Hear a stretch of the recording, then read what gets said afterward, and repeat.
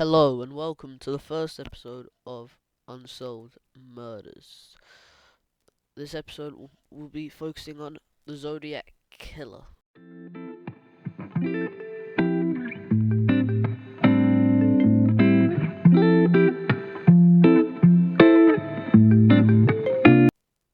The Zodiac Killer is a pseudonym of an unidentified serial killer who operated in Northern California in the late 1960s.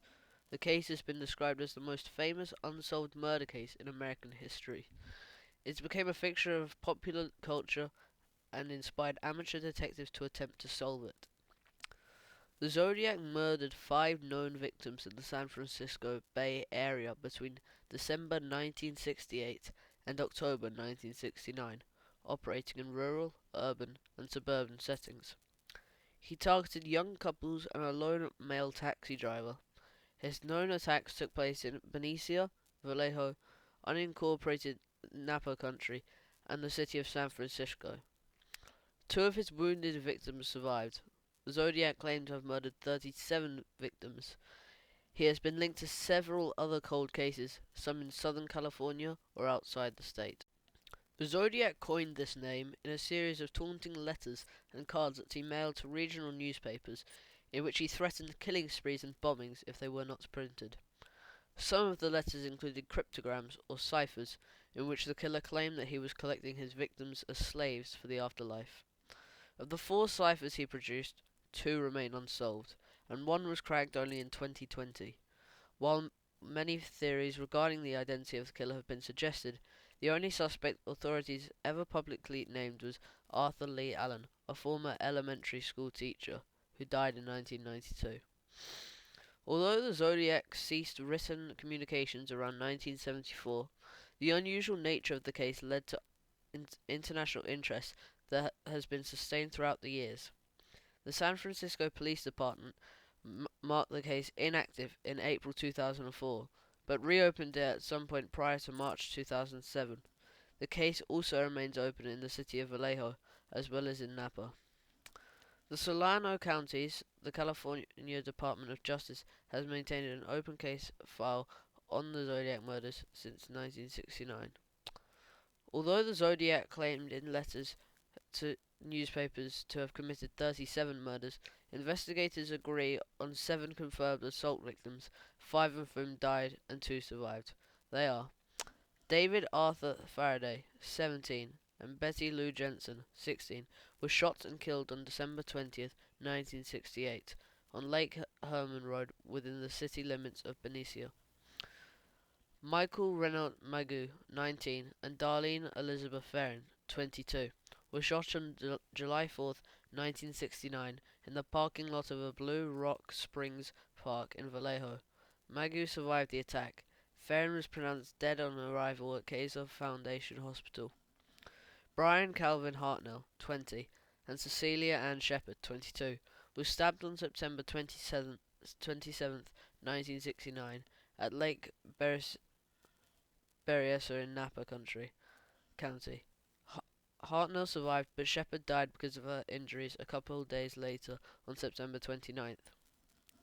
Paul Lee Stein, 29, was shot and killed on October 11th, 1969, in Presidio Heights neighborhood of San Francisco. The first murders widely attributed to the Zodiac Killer were the shootings of high school students Betty Lou Jensen and David Arthur Faraday on December 20th, 1968, on Lake Herman Road, just inside the city limits of Benicia. The couple were on their first date and planned a Christmas concert at Hogan High School, about 3 blocks from the Jensen's home. They visited a friend before stopping at a local restaurant and driving out on Lake Herman Road, a popular area for young couples. At about 10:15 p.m., Faraday parked his mother's Rambler in a gravel turnout, which was a well-known lover's lane. Shortly after 11 p.m., their bodies were found by Stella Borgs, who lived nearby. The Solano County Sheriff Department investigated the crime, but no leads developed. Using available forensic data, Robert Graysmith later speculated in his 1976 account that another car pulled into the turnout just prior to 11 p.m. and parked beside the couple. The killer may have exited the second car and walked towards the Rambler. possibly ordering the couple out of it. It appeared that Jensen had exited the car first, but when Faraday was halfway out, the killer shot him in the head. The killer shot Jensen 5 times in the back as she fled. Her body was found 28 feet from the car. The killer drove off after this. Before midnight on July 4th, 1969, Darlene Ferrin and Michael Magoo drove into the Blue Rock Springs Park in Vallejo and parked. It is 4 miles from the Lake Herman Road murder site. While the couple sat in Ferrin's car, a second car drove into the lot and parked alongside them, but almost immediately drove away, returning about 10 minutes later. The second car parked behind them. The driver of the second car exited and approached the passenger side door of Ferrin's car, carrying a flashlight and a 9mm Luger. The killer directed the flashlight into Magoo and Ferrin's eyes before shooting at them, firing 5 times.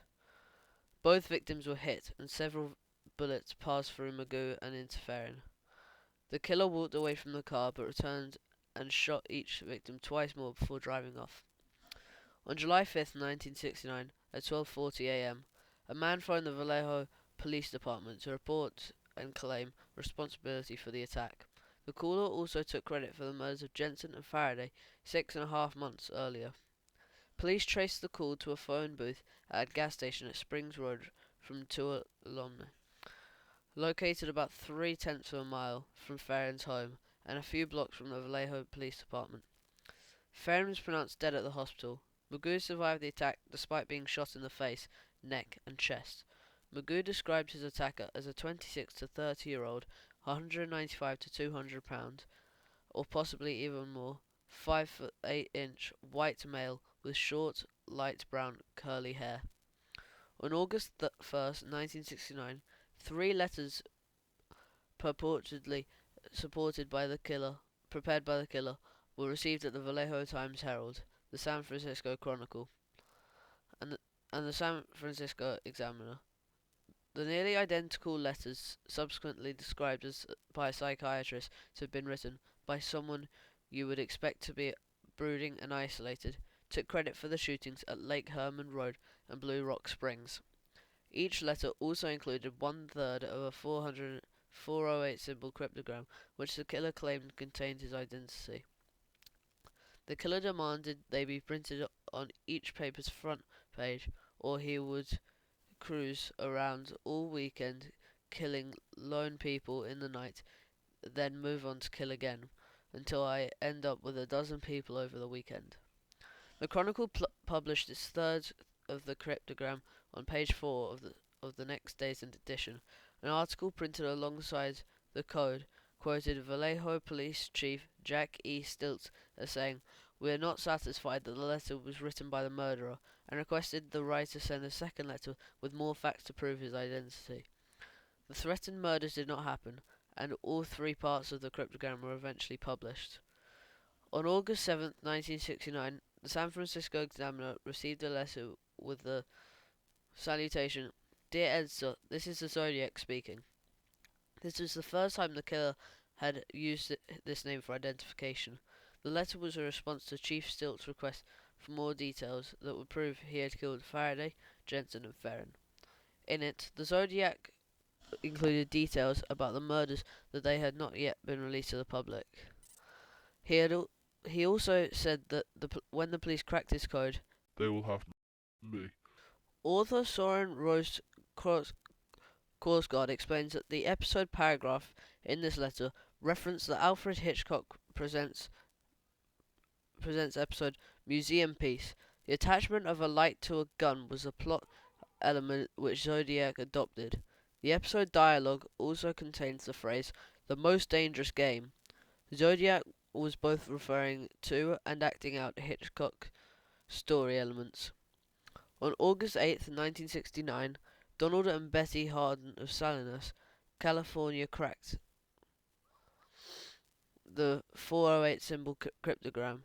It contained a misspelled message in which the killer seemed to reference the most dangerous game. The author also said that he was collecting slaves for the afterlife. No name appears in this decoded text. The killer said that he would not give away his identity because it would slow down or stop his slave collection. On September 27, 1969, Pacific Union College students Brian Hartnell, and Cecilia Shepherd were picnicking at a lake, Berrysea, on a small island connected by a sandpit to Twin Oak Ridge.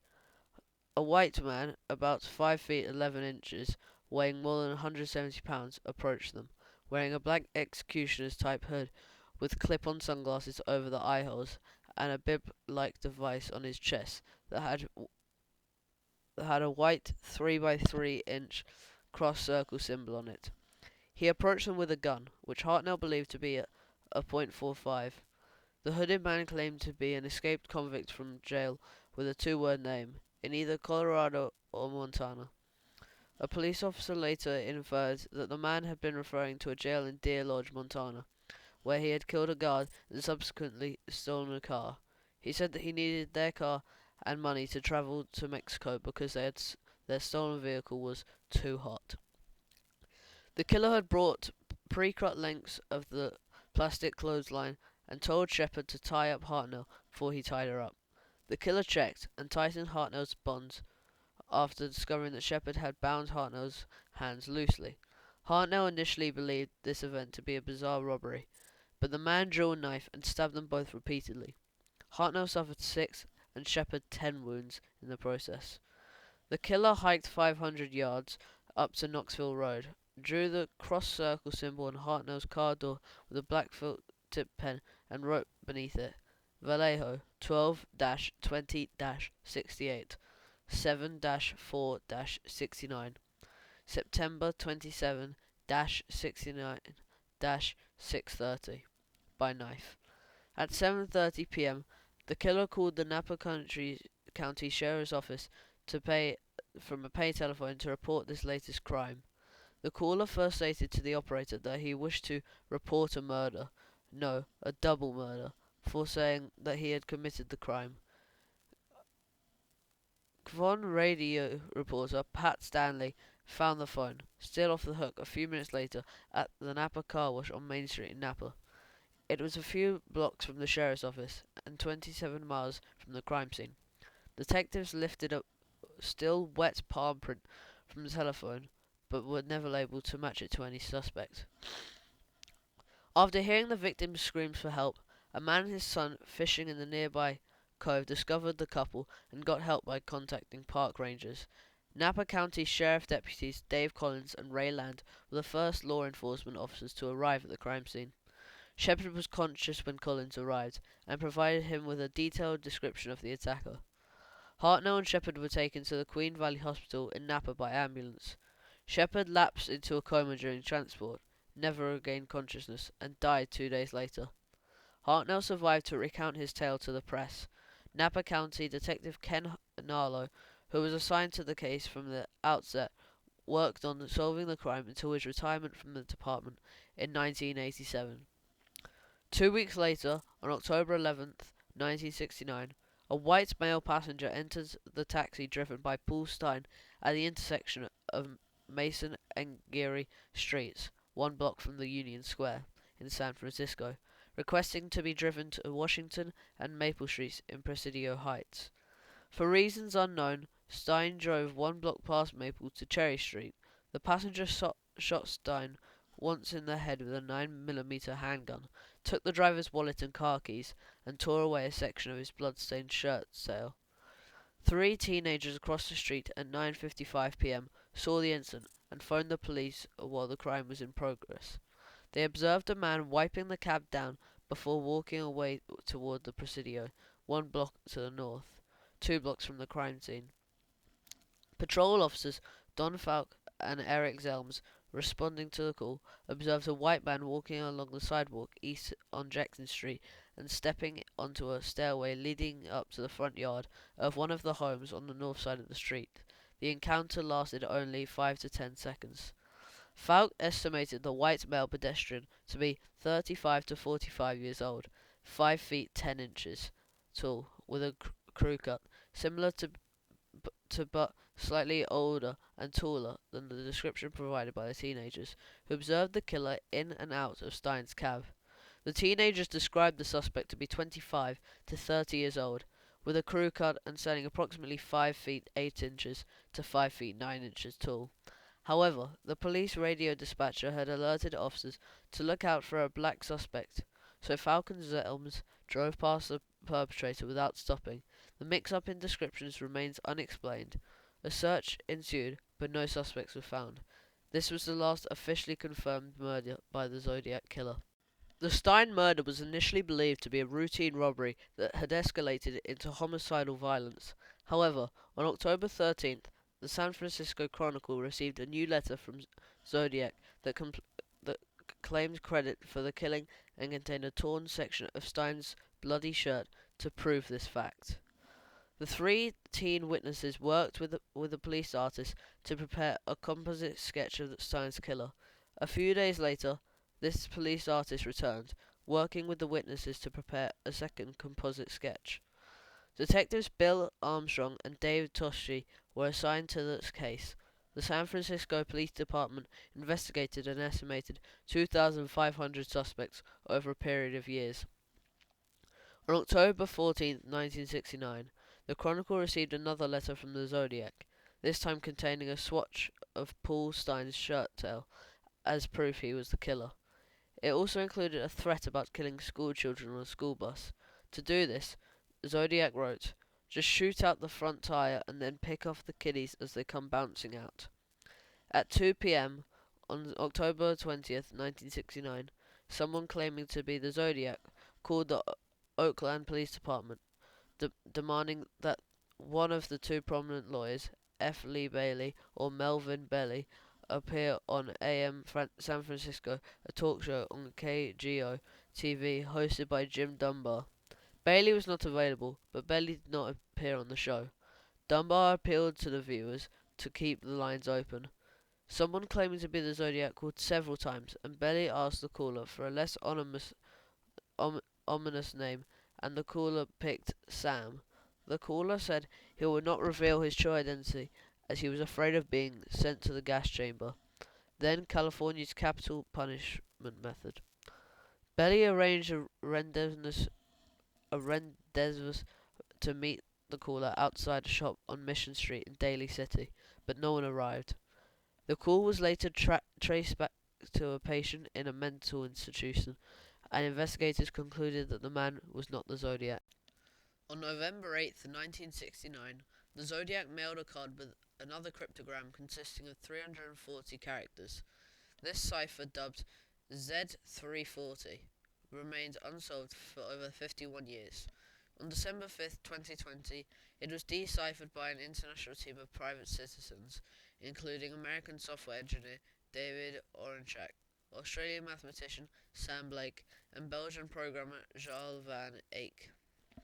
In the decrypted message, the Zodiac denied being the Sam who spoke on AM San Francisco, explaining that he was not afraid of the gas chamber because it will send me to paradise all the sooner.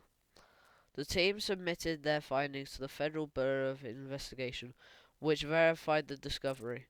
The FBI stated that the decoded message gave no further clues to the identity of Zodiac.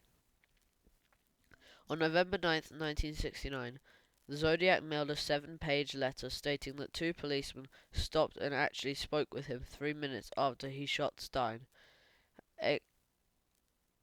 Excerpts from the letter were published in the Chronicle on November 12th, including the Zodiac's claim. That same day, Officer Don Falk wrote a memo explaining what had happened on the night of Stein's murder. On December 20th, 1969, exactly 1 year after the murders of David Faraday and Betty Lou Jensen, the Zodiac mailed a letter to Belly that included another swatch of Stein's shirt. The Zodiac said that he wanted Belly to help him. There is no consensus on the number of victims that the Zodiac had or the length of his criminal spree. In the 1986 non-fiction book Zodiac, author Robert Graysmith published a list of admitting 49 victims to the Zodiac. This list includes some crimes which have either been entirely solved or whose links to the Zodiac have been completely discredited by investigators. Various other authors speculated at the time that the killings had several other high-profile murders, and attacks may have been the work of the Zodiac, but none have been confirmed. Local historian Christy Hawthorne suggests that the Zodiac may have murdered 29-year-old taxi driver Raymond Davis in Oceanside, California, on April 9th, 1962. The day before the murder, an individual to be the culprit had phoned the Oceanside Police Department and told them, "I'm going to pull something here in Oceanside, and you'll never be able to figure it out." A few days after the murder, the police received another call from who is presumed to be the same individual, in which he told police details of the murder and said he would kill a bus driver next. Following Hawthorne's research, Oceanside Police announced that they were looking into possible connections between the murder and the Zodiac. Bill Baker of the Santa Barbara County Sheriff's Office postulated that the 1963 murders of a young couple in northern Santa Barbara County might have been the work of the Zodiac Killer. On June 4, 1963, high school senior 18-year-old Robert George Domingos and his fiancée 17-year-old Linda Faye Edwards were shot dead on a beach near Lompoc. Having skipped school that day for senior ditch day, police believe that the assailant attempted to bind the victims, but when they freed themselves and attempted to flee, the killer shot them repeatedly at the back with a .22 caliber weapon. The killer then placed their bodies in a small shack and then tried, unsuccessfully, to burn the structure to the ground.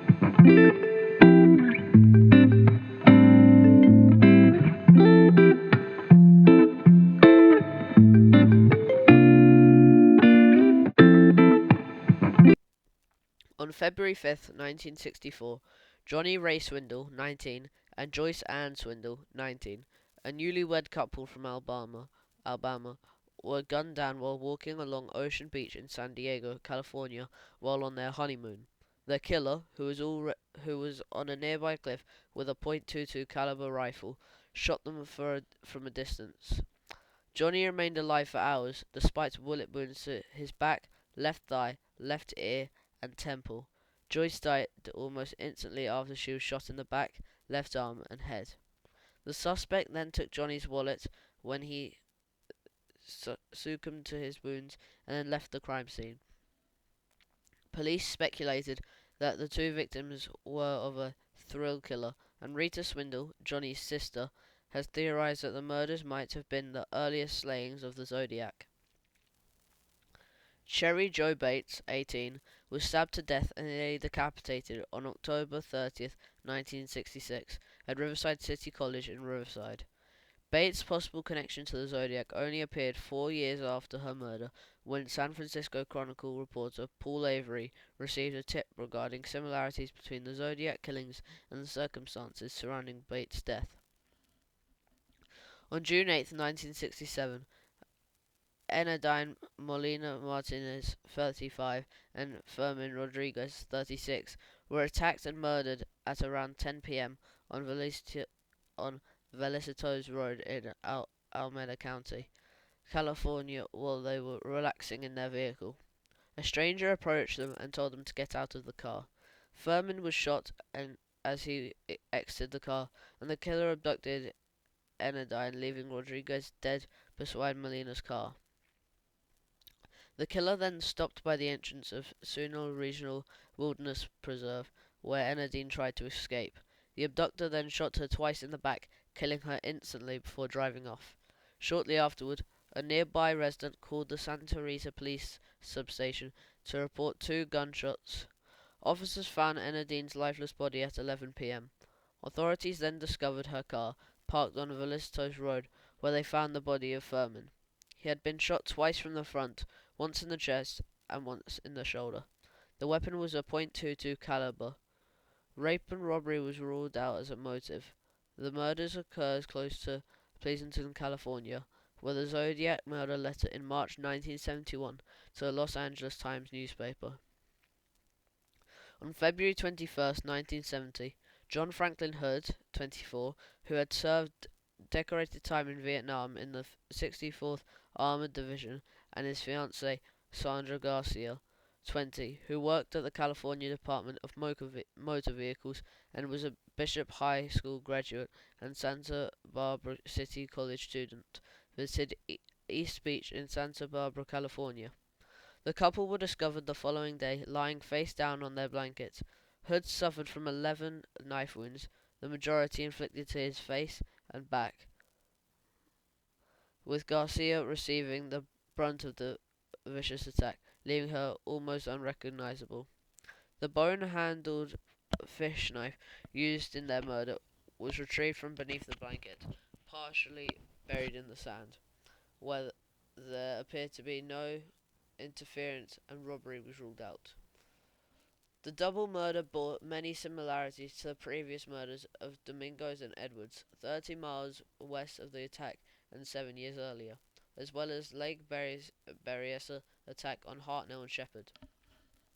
Kathleen Johns, 22, who was allegedly abducted on March 22, 1970, on Highway 132 near I-580 in an area west of Modesto.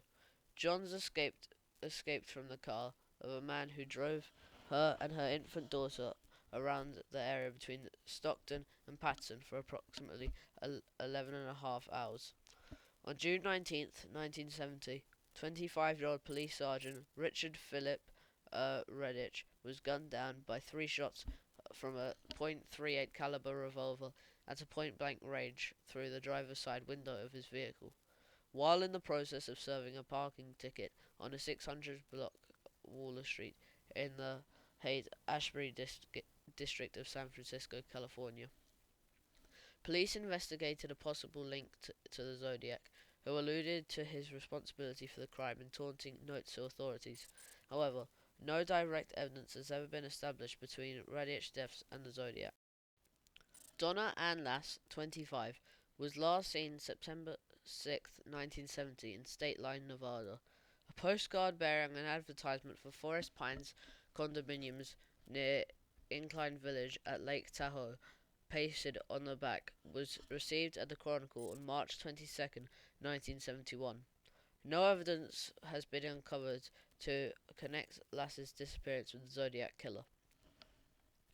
On October 30th, 1966, an 18-year-old student at Riverside City College, Cherry Jo Bates, spent the evening at the campus library annex until it closed at 9 p.m. Neighbors reported hearing a scream around 10:30 p.m.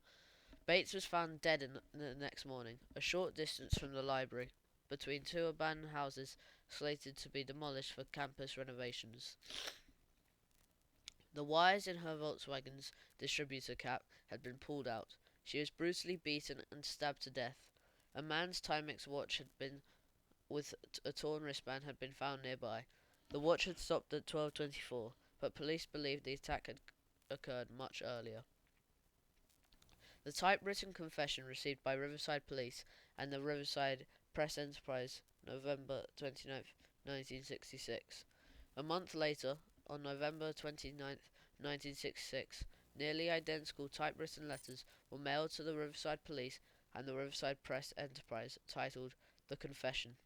The author claimed responsibility for the Bates murder, providing details of the crime that were not released to the public. The author warned that Bates is not the first and will not be the last.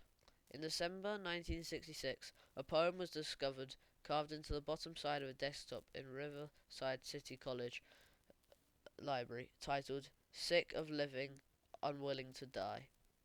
The poem's language and handwriting resembled that of the Zodiac's letters. It was signed with what were assumed to be the initials R.H. During the 1970 investigation, Sherwood Morrill, California's top questioned documents examiner, pressed his opinion that the poem was written by the Zodiac. On April 30th, 1967, exactly 6 months after the Bates murder, Bates' father Joseph, the Press Enterprise, and the Riverside Police all received nearly identical letters in handwritten scrawl. The Press Enterprise and police copies read, "Bates had to die, there will be more," with a small scribble at the bottom that resembled the letter Z. Joseph Bates' copy read, She had to die. There will be more, this time without the Z signature. In August 2021, the Riverside Police Department's Homicide Cold Case Unit announced that the author of the handwritten letters anonymously contacted investigators in 2016 and was identified via DNA analysis in 2020.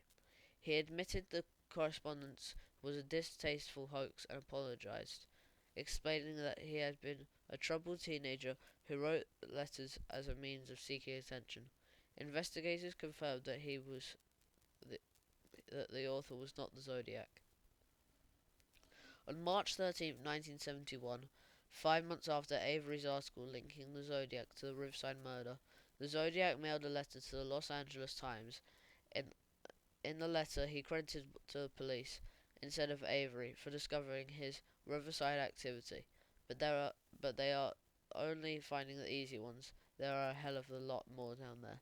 The connection between Cherry Joe Bates, Riverside, and the Zodiac remains uncertain. Paul Avery and the Riverside Police Department maintain that the Bates homicide was not committed by the Zodiac, but did concede that some of the Bates letters may have been his work to claim credit falsely. On the night of March 22nd, 1970, Kathleen Johns was driving from San Bernardino to Petaluma to visit her mother. She was 7 months pregnant and had her 10-month-old daughter beside her. While heading west on Highway 132 near Modesto, a car behind her began honking its horn and flashing its headlights. She pulled off the road and stopped. The man in the car parked behind her approached the car, stated that he observed that her right rear wheel was wobbling, and offered to tighten the lug nuts. After finishing his work, the man drove off. Yet when Johns pulled forward to re-enter the highway, the wheel almost immediately came off the car. The man returned, offering to drive her to the nearest gas station for help. She and her daughter climbed into his car. During the ride, the car passed several service stations, but the man did not stop. For 90 minutes, he drove back and forth around the back roads near Tracy. When Johns asked why he was not stopping, he would change the subject. When the driver finally stopped at an intersection, Johns jumped out with her daughter and hid in a field. The driver searched for her using a flashlight, telling her that he would not hurt her, before eventually giving up. Unable to find her, he got back into the car and drove off. Johns hitched a ride to the police station in Patterson. When John gave her statement to the sergeant on duty, she noticed the police composite sketch of Paul Stein's killer and recognized him as the man who had abducted her and her child. Fearing that he might return to kill them all, the sergeant had Johns wait in the dark at nearby Mills restaurant. When her car was found, it had been gutted and torched. Most accounts say that the man threatened to kill Johns and her daughter while driving them around, but at least one police report disputes that Johns that John's account to Paul Avery of the Chronicle indicates that her abductor left his car and searched for her in the dark with a flashlight. However, in one report she made to the police, she stated that she did not leave the vehicle. On March 22nd, 1971, a postcard to the Chronicle addressed to Paul Avery had and believed to be from the Zodiac appeared to claim responsibility for the disappearance of Donna Lass, made from a college of advertisements and a magazine lettering.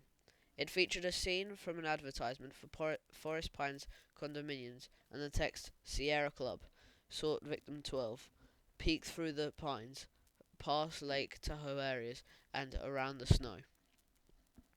The Zodiac's cross circle symbol was in both the place of the usual return address and the lower right section of the front face of the postcard.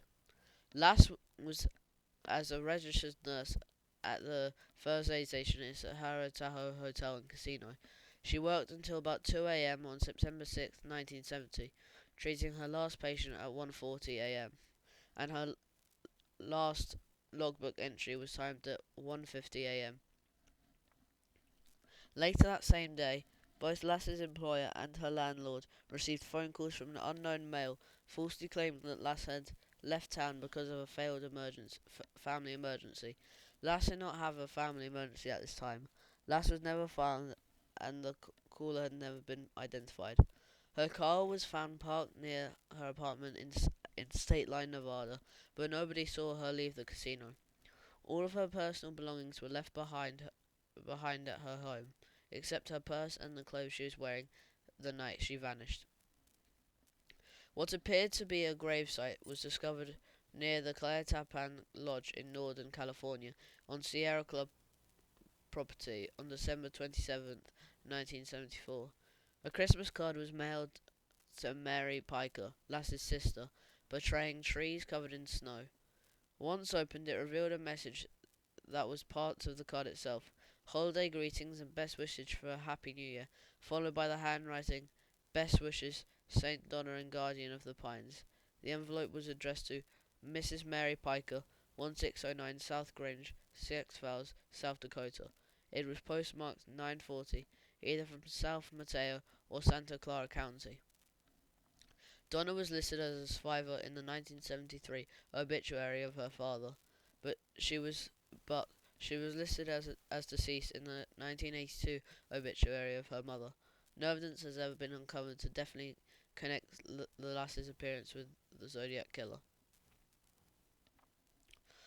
Zodiac continued to communicate with authorities for the remainder of 1970 via letters and greeting cards to the press. In a letter postmarked April 20, 1970, the Zodiac wrote, "My name is," followed by a 13-character cipher that has not been solved to this day. The Zodiac went on to state that he was not responsible for the recent bombing of a police station in San Francisco, referring to the February 18, 1970 death of Sergeant Brian McDonald 2 days after the bombing at Park Station in Golden Gate Park, but added that there is more glory to killing a cop than a SID, because a cop can shoot back. The letter included a diagram of a bomb the Zodiac claimed that he would use to blow up a school bus. At the bottom of the diagram, he wrote, inverted commas equals 10, SFPD equals 0 point. Zodiac sent a greeting card postmarked April 28th, 1970 to the Chronicle. Written on the card was, "I hope you enjoy yourselves when I have my blast," followed by the Zodiac's cross-circle signature on the back of the card. The Zodiac threatened to use the bus bomb soon unless the newspaper published the full details that he had written. He also wanted to start seeing people wearing some nice Zodiac buttons. In a letter postmarked June 26, 1970, the Zodiac stated that he was upset that he did not see people wearing Zodiac buttons. He wrote, "I shot a man sitting in a parked car with a .38.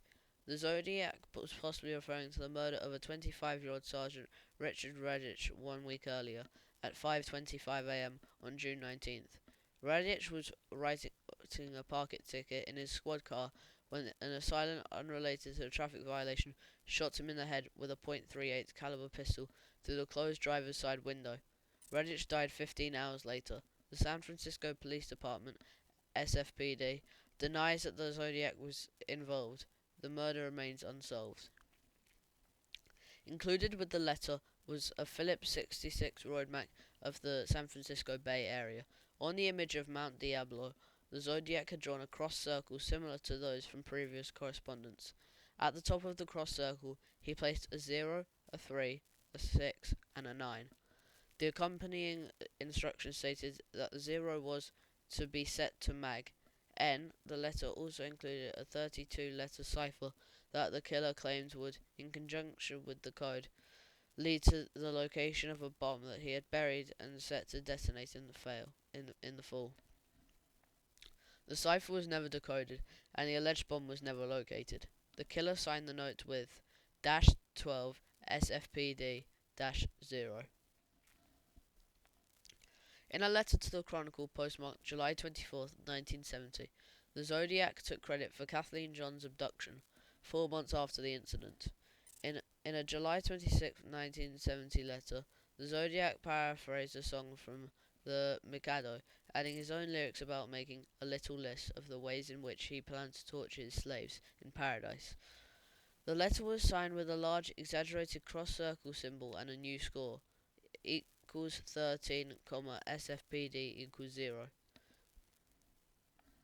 A final note at the bottom of the letter: examination of the radian hint by Zodiac researcher Gareth Penn led to the discovery that a radiant angle, when placed over the map per Zodiac's instructions, pointed to the locations of two Zodiac attacks. On October 7th, 1970, the Chronicle received 3 by 3 5-inch cards signed by the Zodiac with the with the and a small cross reportedly drawn in the blood, with a circle and a small cross reportedly drawn in the blood. The card's message was formed by pasting words and letters from an edition of the Chronicle, and the 13 holes were punched across the card. Inspectors Armstrong and Toshi agreed that it was highly probable that the card had been sent by the Zodiac. On October 27th, 1970, Chronicle reporter Paul Avery, who had been covering the Zodiac case, received a Halloween card signed with the letter Z and the Zodiac's cross circle symbol handwritten inside the card. With the note, "Peekaboo, you are doomed." The threat was taken seriously and was the subject of a front page story in the Chronicle. Soon after receiving the letter, Avery received an anonymous letter alerting him to the similarities between the Zodiac's activities and the old unsolved murder of Cherry Joe Bates, which had occurred 4 years earlier at the City College in Riverside, in the greater Los Angeles area, more than 400 miles south of San Francisco. Avery reported his findings in the Chronicle on November 16th, 1970. After the Lake Tahoe card, the Zodiac remained silent for nearly 3 years. The Chronicle then received a letter from the Zodiac, postmarked January 1974, praising The Exorcist as the best satirical comedy that I have ever seen. The letter included a snippet of a verse from the Mikado and an unusual symbol at the bottom that has been remained unexplained by researchers. Zodiac concluded the letter with a new score: Me equals 37, SFPD equals 0. Of further communications sent by the public to members of the news media, some contained similar characteristics of previous Zodiac writings. The Chronicle received a letter postmarked February 14, 1974, informing the editor that the initials of the Siamese Liberation Army spelt out an Old Norse word meaning kill. However, the handwriting was not authenticated as the Zodiac's. A letter to the Chronicle, postmarked May 8, 1974, featured a complaint that the movie Badlands was murder glorification and asked the paper to cut its advertisements. Signed only a citizen. The handwriting, tone, and surface irony were all similar to earlier Zodiac communications. The Chronicle subsequently received an anonymous letter postmarked July 8, 1974, complaining of their publishing the writings of the anti-feminist columnist Marco Spallini. The letter was signed The Red Phantom, Red with Rage. The Zodiac's authorship of this letter is debated. In May 2018, the Vallejo Police Department announced their intention to attempt the collect of the Zodiac killer's DNA from the back of stamps he used during his correspondence. The analysis, by private laboratory, was expected to check the DNA against GED match. It was hoped that the Zodiac killer may be caught in a similar fashion to the Golden Skate Killer, Joseph James D'Angelo, in May 2018. A Vallejo police detective said that the results were expected in several weeks. However, as of October 2022, no results have been reported. Arthur Leigh Allen. Robert Graysmith's book Zodiac advanced Arthur Leigh Allen, who died in 1992, as a potential suspect based on circumstantial evidence. Allen had been interviewed by police from the early days of the Zodiac investigations and was the subject of several search warrants over a 20-year period. In 2007, Graysmith noted that several police detectives described Allen as the most likely suspect.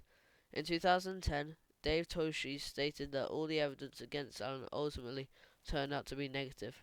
Toshi's daughter said in 2018 that her father had always thought Allen had been the killer, but they did not have the evidence to prove it.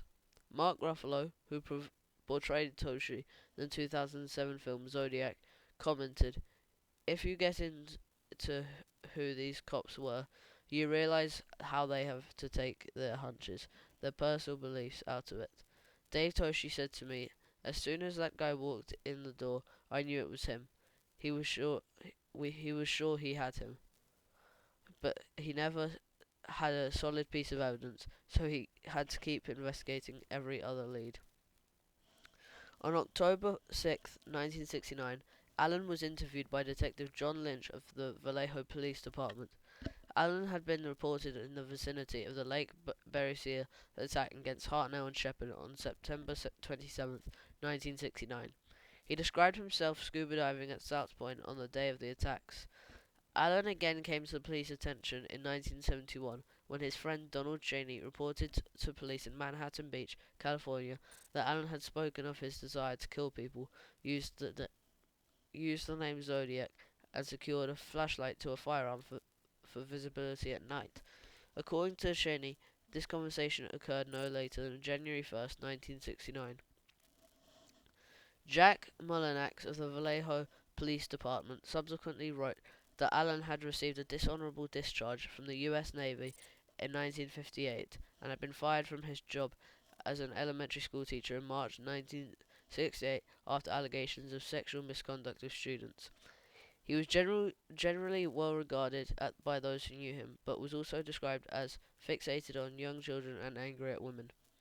Allen was interviewed by police in 1971. Zodiac couldn't write again until 1974. In September 1972, San Francisco police obtained a search warrant for Allen's residence.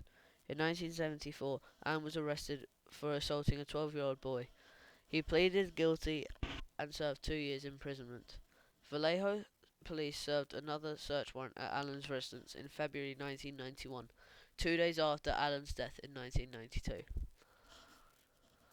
Vallejo police searched another warrant and seized property of his residence. In July 1992, victim Mike Magoo identified Allen as the man who shot him in 1969 from a photo lineup, saying, "That's him, it's the man who shot me."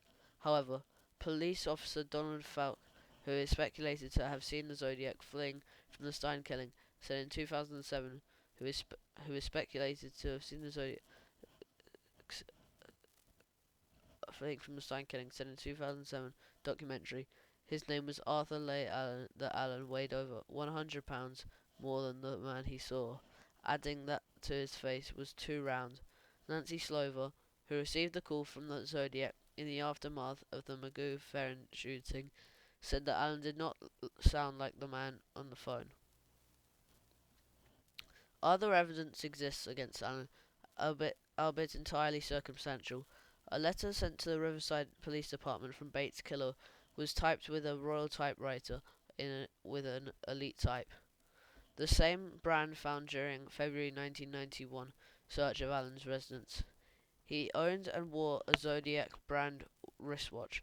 He lived in Vallejo and worked minutes away from where one of the Zodiac's victims, Ferrin, lived and from where one of the killings took place.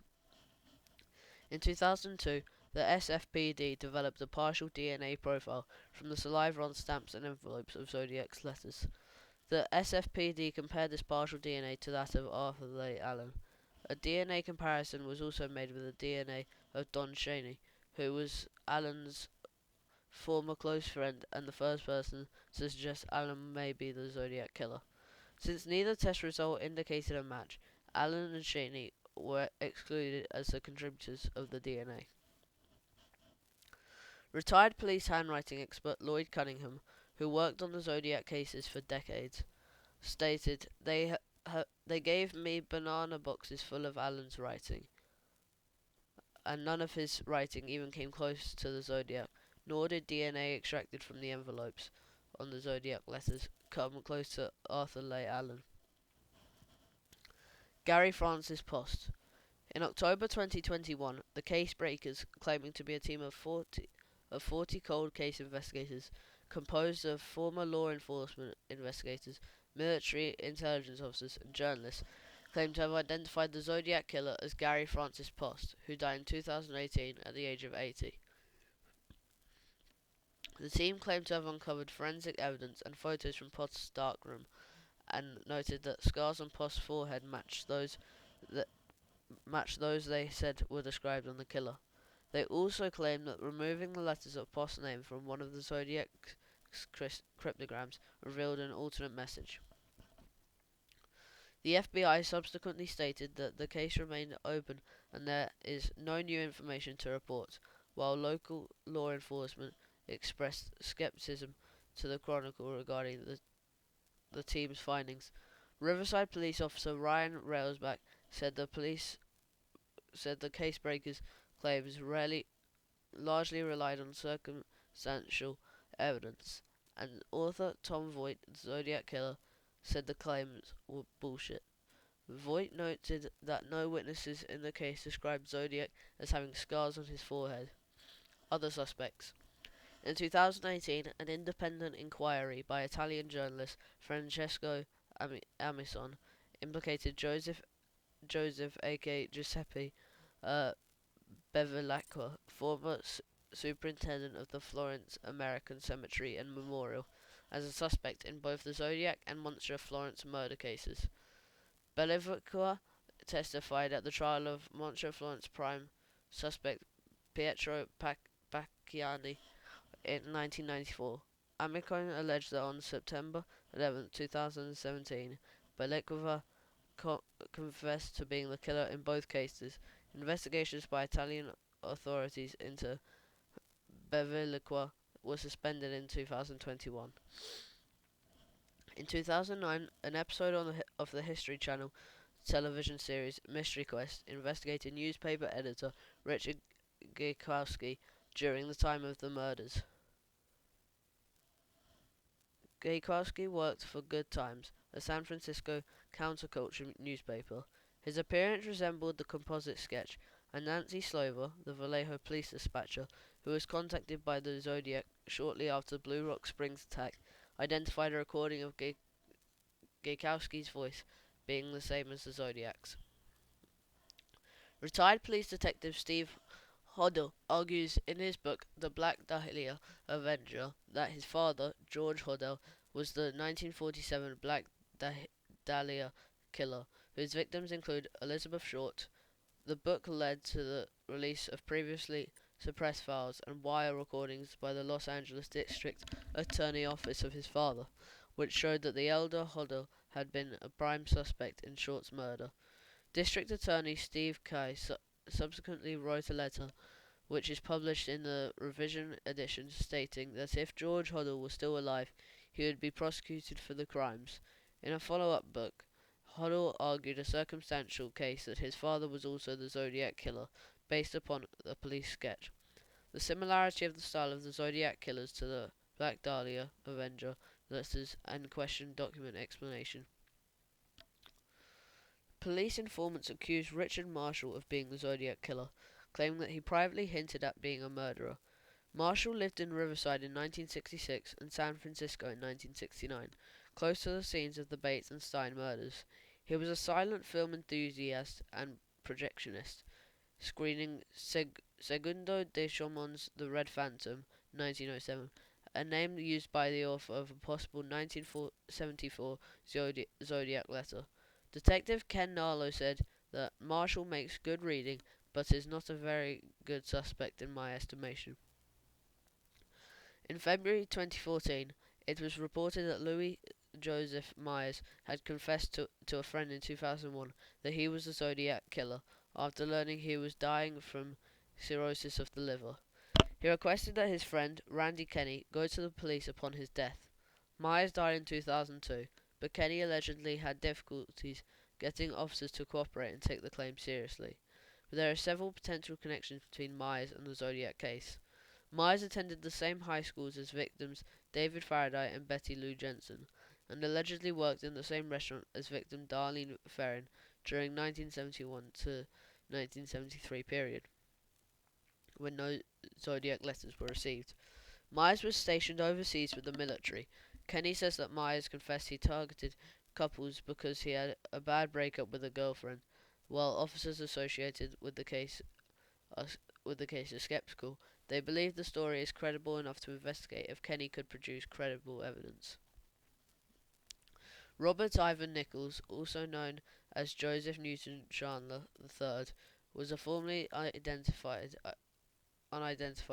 identity thief who committed suicide in Eastlake, Ohio in July 2002. After his death, investigators were unable to locate his family and discovered that he had stolen the identity of an 8-year-old boy who was killed in a car crash in Texas in 1945. The lengths to which Nichols went to hide his identity led to speculation that he was a violent fugitive. The U.S. Marshals Service announced his identification at a press conference in Cleveland on June 21st, 2018. Some internet sleuths suggested that he might have been the Zodiac killer, as he resembled police sketches of the Zodiac and had lived in California, where the Zodiac operated. Ross Sullivan became a person of interest through the possible link between the Zodiac killer and the murder of Cherry Joe Bates in Riverside. Sullivan was a library assistant at Riverside City College and was suspected by co-workers who had said he went missing for several days after the murder. Sullivan resembled sketches of the Zodiac and wore military-style boots with footprints like those found at Lake Beresea crime scene.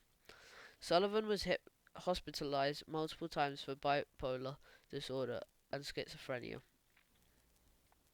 In 2007, Dennis Kaufman claimed that his stepfather Jack Tarrance was the Zodiac.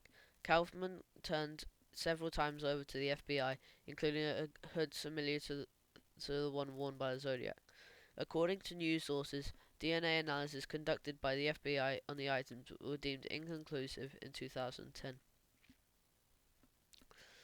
Former California Highway Patrol officer Lyndon Lafferty said the Zodiac killer was a 91-year-old Solano County, California man he referred to by the pseudonym George Russell Tucker, using a group of retired law enforcement officers called the Mandamus Seven. Lafferty discovered Tucker and outlined an alleged cover-up for why he was not pursued. Tucker died in February 2012 and was not named because he was not considered a suspect by police. In 2014, Gary Stewart published a book, The Most Dangerous Animal of All, in which he claims his search for the biological father, Earl Van Best Jr., led him to conclude that Van was the Zodiac killer in 2020. The book was adapted for FX Network as a documentary series. In his 1976 autobiography, My Life on Trial, Melvin Belly described an engineer encounter with himself, undercover police officers, and an unnamed Riverside law student who had allegedly threatened a female classmate by claiming to be the Zodiac. Upon meeting the young man face to face and confronting him, Belly decided that he was not the Zodiac, and subsequent handwriting analysis remained inconclusive. Authorities ruled this person out as a suspect. In 2009, former lawyer Robert Tarbox, who was disbarred in August 1975 by the California Supreme Court for failure to pay some clients, said that in the early 1970s, a merchant mariner walked into his office and confessed to him that he was the Zodiac killer. This seemingly lucid seaman, whose name Tarbox would not reveal based on his confidentiality, described his crimes briefly but persuasively enough to convince Tarbox. The man said he was trying to stop himself from his opportunistic murder spree, but had never turned to see Tarbox again. Tarbox took out a full-page ad in the Vallejo Times-Herald that he claimed would hear the name of Arthur Leigh Allen as the killer. His only reasons for revealing the story 30 years after the fact, Robert Graysmith, the author of several books on Zodiac, said Tarbox's story was entirely plausible. In 2010, a picture surfaced of known Zodiac victim Darlene Ferrin and an unknown man who closely resembles the composite sketch, formed based on the eyewitnesses' descriptions of the Zodiac killer. According to America's Most Wanted, February 19, 2011, Police believe this photo was taken in San Francisco in the middle of either 1966 or 1967. Sandy Betts is an amateur Zodiac researcher who claims that the people responsible for the Zodiac attacks repeatedly harassed and attacked her. She states that three men were the primary culprits and that at least one of these core members is identified and still lives in the San Francisco Bay Area. Betts also claimed that this primary killer, known as Tony, and worked in construction.